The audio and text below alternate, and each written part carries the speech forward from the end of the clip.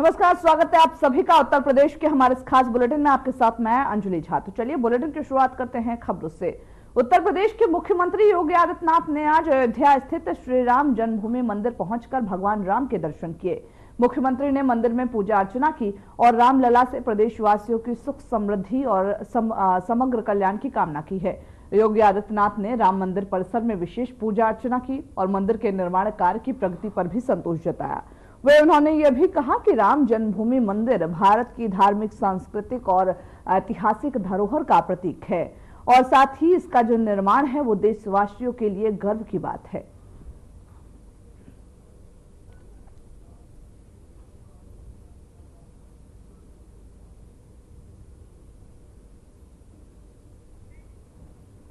तो जहां पर अयोध्या सीएम धामी पहुंचे थे, आज अयोध्या का दौरा था सीएम धामी का। ऐसे में रामलला के दर्शन करने के लिए पहुंचे और साथ ही साथ राम मंदिर का जो निर्माण हो रहा है, हालांकि अभी भी निर्माण कार्य बाकी है और इसी को लेकर के उन्होंने संतोष जताया और कहा कि आने वाले दिनों में जल्द ही पूरे राम मंदिर का जो संपूर्ण निर्माण है वो पूरा हो जाएगा। और साथ ही साथ उन्होंने ये भी कहा कि ये जो राम मंदिर है वो हमारे संस्कृति का और साथ ही हर ओर से एक ऐतिहासिक क्षण है जब रामलला विराजमान हुए राम मंदिर में। उस दौरान सभी के सभी इस महत्वपूर्ण जो दिन था उसका साक्षी बने और साथ ही निर्माण कार्य के निरीक्षण करते हुए नजर आए, अधिकारियों को दिशा निर्देशित करते हुए भी नजर आए हैं सीएम योगी आदित्यनाथ। वह उत्तर प्रदेश के मुख्यमंत्री योगी आदित्यनाथ ने आज अयोध्या के प्रसिद्ध हनुमानगढ़ी मंदिर में पूजा अर्चना की। इस दौरान मुख्यमंत्री ने हनुमान जी के चरणों में सिर झुकाकर आशीर्वाद लिया और प्रदेशवासियों की समृद्धि और सुख शांति की कामना की। मुख्यमंत्री ने मंदिर परिसर में विशेष पूजा अर्चना की। वह इस अवसर पर भक्तों से मुलाकात भी हुई है। उन्होंने हनुमानगढ़ी मंदिर में प्राचीन धार्मिक परंपराओं के पालन की सराहना करते हुए कहा कि यह मंदिर अयोध्या की धार्मिक और सांस्कृतिक धरोहर का अहम हिस्सा है। योगी आदित्यनाथ के इस दौरे के दौरान ही अयोध्या में भव्य राम मंदिर निर्माण की प्रक्रिया और जो धार्मिक महत्व है उस पर भी इस दौरान चर्चा की गई।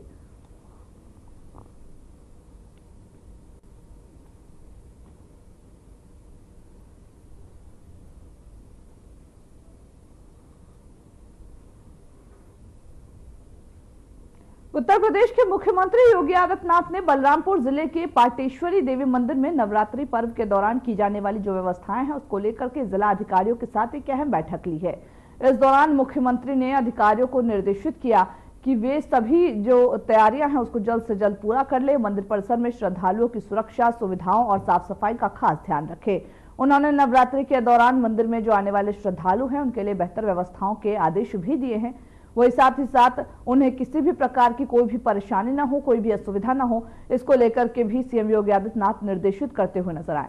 बैठक में स्थानीय प्रशासन और पुलिस बल के अधिकारियों को भी त्वरित कार्रवाई करने के लिए तैयार रहने की हिदायत दी गई।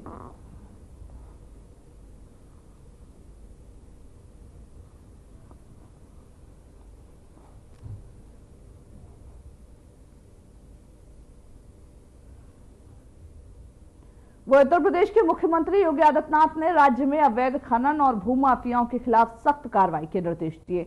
उन्होंने अफसरों से कहा कि इन दोनों ही माफियाओं पर कड़ी निगरानी रखी जाए और अवैध गतिविधियों को पूरी तरीके से रोका जाए। मुख्यमंत्री ने विशेष रूप से परिवहन विभाग के अधिकारियों को निर्देश दिए कि वे आरटीओ ऑफिस में जो दलालों के खिलाफ कार्रवाई हो रही है वो कठोर कार्रवाई करें।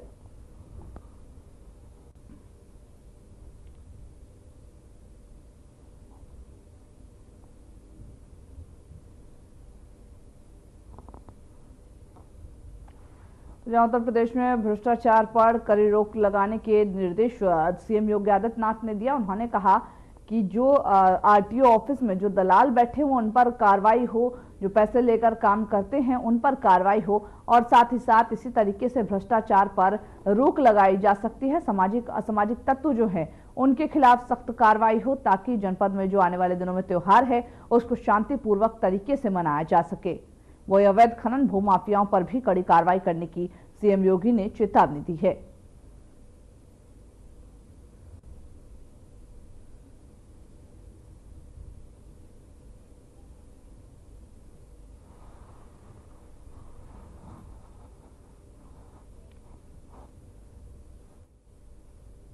वो इसी बीच बड़ी खबर की रुख कर लेते हैं। बीजेपी में नए प्रदेश अध्यक्ष को लेकर के मंथन तेज हो चुकी है। इस बार दलित चेहरे पर खेल सकती है दांव। यूपी बीजेपी को अब तक दलित प्रदेश अध्यक्ष नहीं मिला है। विपक्ष के पीडीए फॉर्मूले का जवाब पार्टी दे सकती है। नए चेहरे को लेकर के संगठन में लगातार चर्चाएं जारी है। वहीं यूपी बीजेपी को अब तक प्रदेश अध्यक्ष नहीं मिला है। इसी को लेकर के ये कहा जा रहा कि इस बार पार्टी में हो सकता है कि दलित चेहरे पर दांव लगाया जाए। हालांकि बीजेपी में नए प्रदेश अध्यक्ष को लेकर के मंथन लगातार तेज हो रही है और ये माना जा रहा है कि इस बार कोई दलित नाम होगा प्रदेश अध्यक्ष के लिए जो बीजेपी की ओर से दिया जाएगा। तो पीडीए फॉर्मूले का जवाब देते हुए बीजेपी नजर आई है। हालांकि देखना होगा कि प्रदेश अध्यक्ष के तौर पर किस दलित चेहरे को मौका दिया जाता है। क्या सच में दलित चेहरा ही चुनावी मैदान में होगा और साथ ही बीजेपी का प्रदेश अध्यक्ष कौन होगा, ये अभी देखना बेहद दिलचस्प होगा।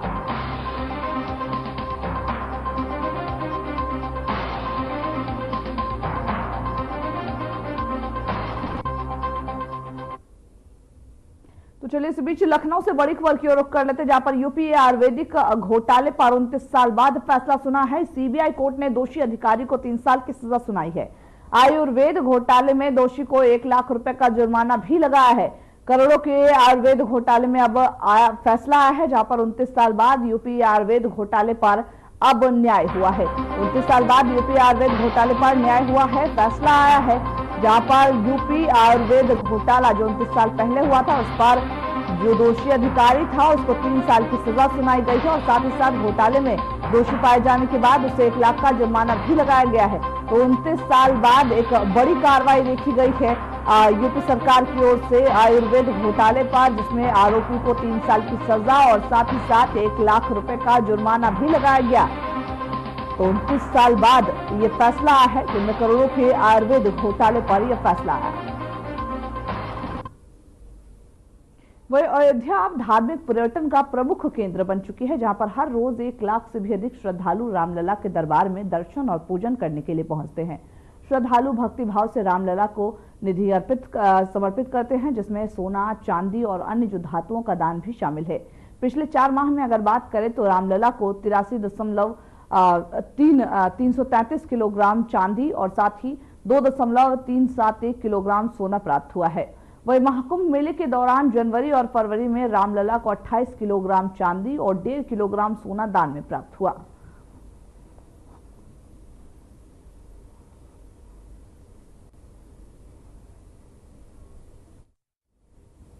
वही कानपुर शहर में मंगलवार को रंगों के साथ होली गंगा मेला धूमधाम से मनाया गया। शहर भर में लोग एक दूसरे को रंग गुलाल लगा करके खेलते हुए नजर आए, खुशी का उत्सव मनाते हुए नजर आए। इस मौके पर गंगा नदी के किनारे विशेष आयोजन भी किया गया, जहां श्रद्धालुओं ने पूजा अर्चना की और होली के रंगों में रंगी उमंग का आनंद लेते हुए नजर आए। मेला में शामिल होने के लिए शहरवासियों की भारी भीड़ भी देखी गई और विभिन्न सांस्कृतिक कार्यक्रमों ने माहौल को और ज्यादा जीवंत बना दिया।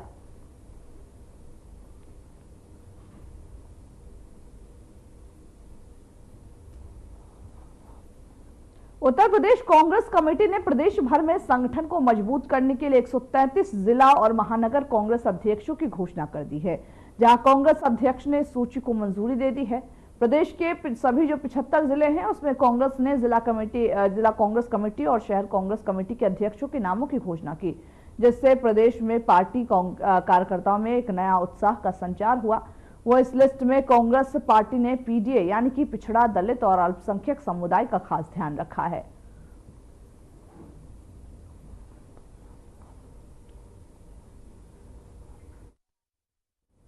उत्तर प्रदेश के गाजियाबाद में बीजेपी विधायक नंदकिशोर गुर्जर और पुलिस के बीच धक्का मुक्की हुई। लोनी में विधायक नंदकिशोर गुर्जर ने रामकथा का आयोजन किया था, जहां रामकथा के पहले कलश यात्रा निकाली जा रही थी। पुलिस ने उनकी इस कलश यात्रा को रोकने की कोशिश की तो दोनों के बीच विवाद हो गया। विवाद धक्का मुक्की तक पहुंच गया और बीजेपी लोनी विधायक नंदकिशोर के कपड़े भी फट गए। वो बताते ये चले कि कलश यात्रा में तेज आवाज में संगीत बजाया जा रहा था, जिसको लेकर के पुलिस ने मनाही किया था।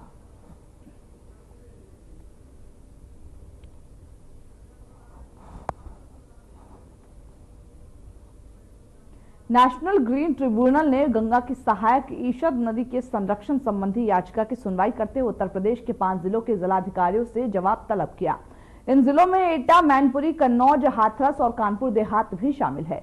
इसके अलावा ही प्रमुख सचिव पर्यवेक्षण, वन और जलवायु परिवर्तन विभाग और उत्तर प्रदेश प्रदूषण नियंत्रण बोर्ड के अध्यक्ष को भी नोटिस जारी कर जवाब मांगा गया। इस मामले की अगली सुनवाई 17 जुलाई को होगी और यह याचिका अजय प्रताप सिंह बनाम डीएम मैनपुरी के नाम से प्रचलित है।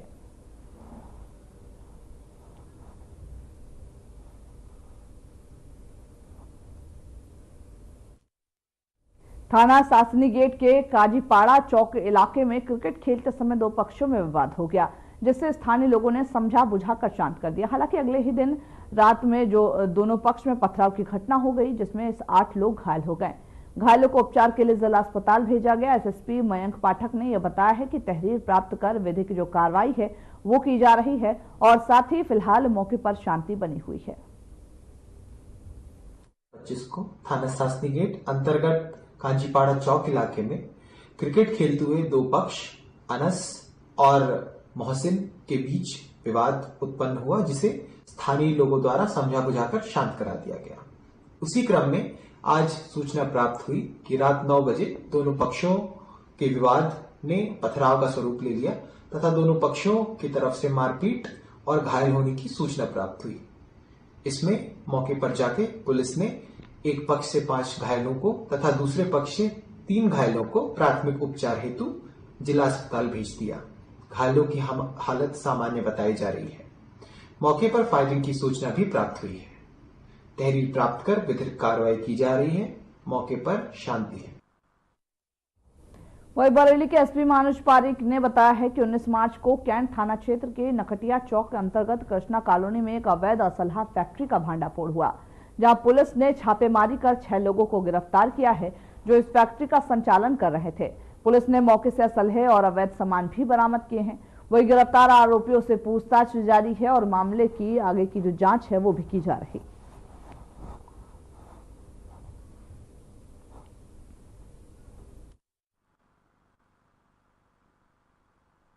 पुलिस अधीक्षक जनपद बरेली द्वारा संगठित अपराध के विरुद्ध चलाए जा रहे अभियान के अंतर्गत कल दिनांक 19 मार्च 2025 को थाना क्षेत्र कैंट में नकटिया चौकी में पड़ने वाले कृष्णा कॉलोनी में एक खंडर में एक अवैध असले की फैक्ट्री चल रही थी, जिसको कि थाना पुलिस ने उसका भांडाफोड़ किया है। इसमें 6 लोगों को वहां से मौके से गिरफ्तार किया है और टोटल 8 अवैध असले वहां से बरामद हुए, जिनमें से 3 अर्धनिर्मित हैं। 35 इसमें जिंदा कारतूस बरामद हुए हैं और जो 6 लोग जिनको गिरफ्तार किया गया है इनके नाम इस प्रकार हैं: राजेश पुत्र राजकुमार, राजेंद्र उर्फ चिरकुंडा, आकाश पुत्र हरिओम, अभिषेक पुत्र दालचंद, अक्षय पुत्र जमुना प्रसाद और प्रेम किच्चू उर्फ किच्चू पुत्र हरिओम। इन 6 लोगों को गिरफ्तार किया है और जो बरामदगी है उसको थोड़ा डिटेल में बता देता हूं। 2 अदद बंदूक, एक नाली 315 बोर, एक बंदूक 12 बोर, 2 तमंचे 315 बोर, 3 तमंचे अर्धनिर्मित और 35 कारतूस इसमें बरामद हुए हैं।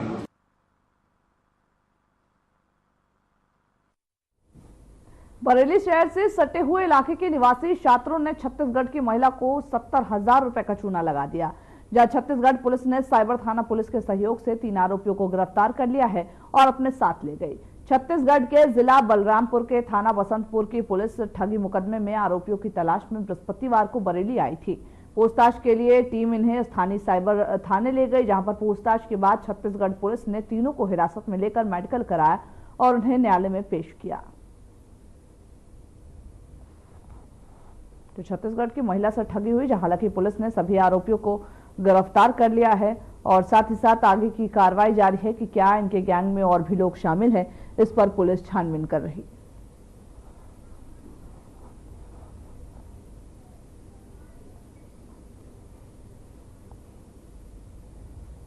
डीएसपी जितेंद्र कुमार शर्मा ने कहा कि हापुड़ नगर पुलिस द्वारा चेकिंग की जा रही है। चेकिंग के दौरान एक बाइक सवार को रुकने के लिए कहा गया, लेकिन वो बाइक को रेलवे स्टेशन की तरफ भगाने लगा। एक मोड़ पर उसकी बाइक फिसल गई और वो भागने लगा। इस दौरान उसने पुलिस पर फायरिंग की। वही पुलिस ने आत्मरक्षा में फायर किया तो उसके पैर में गोली लग गई। उसका नाम अश्वनी बताया जा रहा है। वो एफएसएल की जो टीम है उसको बुला करके घटनास्थल का मुआयना किया गया। इसके बाद से जो इसके पास से एक मोटरसाइकिल और एक तमंचा और 2 जिंदा कारतूस भी बरामद हुए हैं।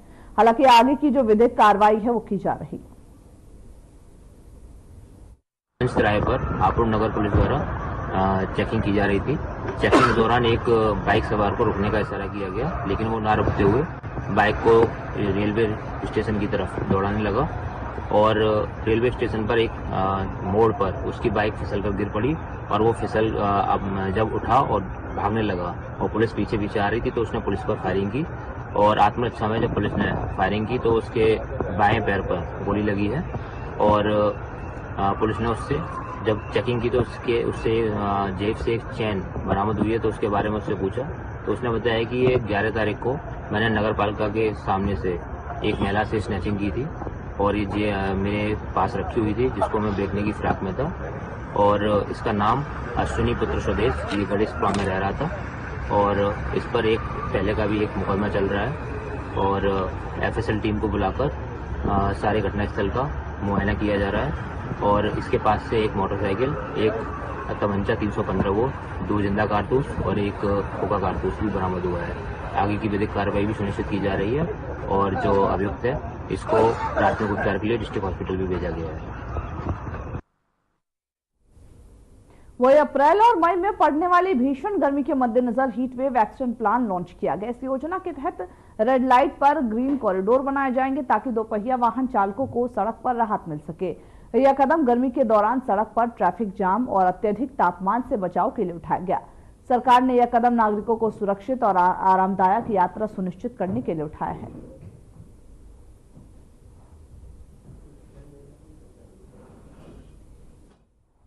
तो रेड लाइट पर अब ग्रीन कॉरिडोर की सुविधा उपलब्ध किया जाएगा। हालांकि देखा जाए तो गर्मी आने वाले दिनों में मई अप्रैल में अपने चरम पर रहती है और कहीं ना कहीं ऐसे ट्रैफिक में जो लोग हैं वो परेशान होते हैं और खास तौर से दोपहिया वाहन जो चलाते हैं उन पर ज्यादा तौर पर जो धूप है वो पड़ती है और इसी को लेकर के ग्रीन कॉरिडोर का आयोजन जो है वो उत्तर प्रदेश सरकार की ओर से किया जाएगा ताकि उनको थोड़ी सी राहत मिले और साथ ही साथ गर्मी को देखते हुए ये जो एक्शन प्लान है वो लॉन्च किया गया ताकि जो लोग हैं उनको परेशानियां ना हो और ग्रीन कॉरिडोर कहीं ना कहीं लोगों को लू लगाने से और तमाम तरीके की गर्मी से जो बीमारियां होती हैं उससे बचाव किया जा सके।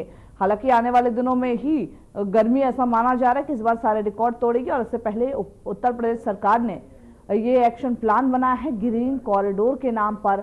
जब अब लोगों को ट्रैफिक में अगर लोग फंसते हैं तो ट्रैफिक में दोपहिया वाहन चालक जो है उनको खासा परेशानी होने की बात नहीं कही जा रही। हालांकि ये जो काम है वो आने वाले दिनों में जल्द ही शुरू हो जाएगा और साथ ही साथ गर्मी के आते आते ये काम कंप्लीट भी हो जाएगा जिससे वाहन चालकों को राहत मिलेगी।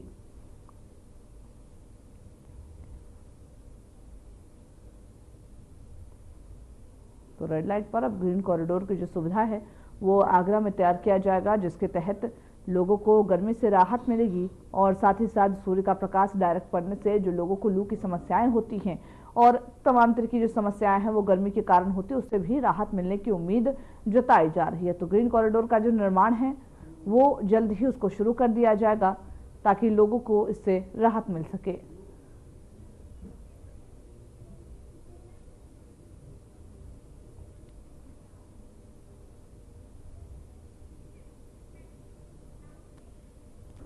सीएम योगी आदित्यनाथ जहां अयोध्या पहुंचे थे वहीं अयोध्या मंडल के जो उद्यमी हैं उनके ऋण वितरण कार्यक्रम और प्रदर्शनी का आयोजन किया था। सीएम योगी ने इसका अवलोकन किया और अपना संबोधन भी दिया। सीएम योगी ने युवा उद्यमियों को ब्याज मुक्त लोन बांटा, शिल्पकारों को टूल किट का वितरण किया। वहीं सीएम योगी आदित्यनाथ ने कहा कि अयोध्या अब सोलर सिटी बन चुकी है और खुद बिजली पैदा कर रही है। अयोध्या में ऊर्जा के क्षेत्र में हो रहे बदलावों की दिशा की भी सराहना की है और क्या कुछ कहा चलिए आपको सुनवाते हैं। और भाइयों, मैं सबसे पहले अयोध्या धाम में आयोजित इस सम्मेलन में आप सबका हृदय से मैं स्वागत करता हूं, अभिनंदन करता हूं। 1000 से अधिक युवा उद्यमी आज बैंक क्रेडिट का लाभ लेकर के एक नए जीवन की शुरुआत करना चाहते हैं। वे भी अपने जनपद, प्रदेश और देश के विकास में सहयोगी बनना चाहते हैं। इस देश से आज समारोह यहां पर उपस्थित हुआ है। जो आज यहां पर 1098 युवा उद्यमियों के लिए एक क्रेडिट कैंप आयोजित किया गया है। उन सबको आज बैंक से ये ऋण उपलब्ध होने के अवसर पर मैं उन्हें बधाई देता हूं, अपनी शुभकामनाएं देता हूं। यह जो लोन है आपके व्यवसाय को आगे बढ़ाने के लिए, आपका संबल बन सके, इसके लिए है। इसकी शर्तें जो होंगी वह बैंक की सभी शर्तों को आपको पालन करना होगा। इसमें ब्याज जो भी आएगा, अगर मूलधन का चुकता आप समय पे कर रहे हैं तो ब्याज की पूरी राशि सरकार इसका चुकता करेगी। यानी ब्याज मुक्त ऋण, यह एक बेहतरीन स्कीम है युवा उद्यमियों को आगे बढ़ने के लिए, और इसके लिए मैं आप सबको हृदय से बधाई देता हूं कि आप अपने क्षेत्र में पारंग हो, अपना व्यवसाय आपका फलता फूलता दिखे, और इसके लिए आपने रुचि दिखाई। इसके लिए मैं आप सबका हृदय से अभिनंदन भी करता हूं। बहनों और भाइयों, हमने फरवरी 2024 में जब उत्तर प्रदेश सरकार का बजट आया था, तब हम लोगों ने घोषणा की थी कि प्रदेश के लिए हम लोग युवाओं के लिए एक ऐसी स्कीम लेकर के आएंगे जिसके माध्यम से ब्याज मुक्त ऋण उपलब्ध करवा करके उन्हें आर्थिक स्वावलंबन के पथ पर अग्रसर किया जा सके। इस स्कीम में क्या प्रावधान करना है, इसमें समय लगा, और समय लगते लगते इसके पोर्टल को तैयार होते होते जनवरी आ गया। तो 24 जनवरी 2025 को हम लोगों ने इसके पोर्टल को लॉन्च किया। लक्ष्य रखा गया था कि 31 मार्च 25 तक, यानी मात्र 2 महीने में हमें 1 लाख युवाओं को इस योजना के साथ जोड़ना है। कठिन लक्ष्य था, लेकिन जैसा कि उत्तर प्रदेश है, देश के सबसे अधिक युवा शक्ति उत्तर प्रदेश में निवास करती है। तो चलिए, खबरों के हमारे इस बुलेटिन में बस इतना ही। मुझे दीजिए इजाजत। नमस्कार।